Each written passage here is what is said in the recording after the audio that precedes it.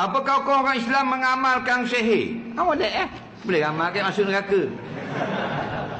Sihir masuk dalam al-kabair, dosa-dosa besar. Faham tak lagi? Ada sihir yang haram, ada sihir yang kafir. Kalau terlibat dengan mengetahui yang gaib seperti Allah tahu, kufur.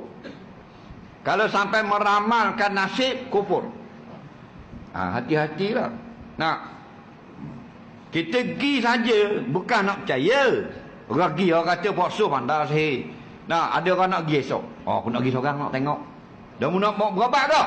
Dah, tak ada. Aku saja je. Nak ambil suasana je. Faham lagi? Pergi saja 40 hari tak terima sembahyang.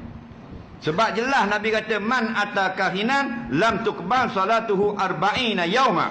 Siapa yang pergi pada orang yang pandai sihir atau pandai ramalkan bintang nasib dan sebagainya, maka 40 hari tak terima sembahyang.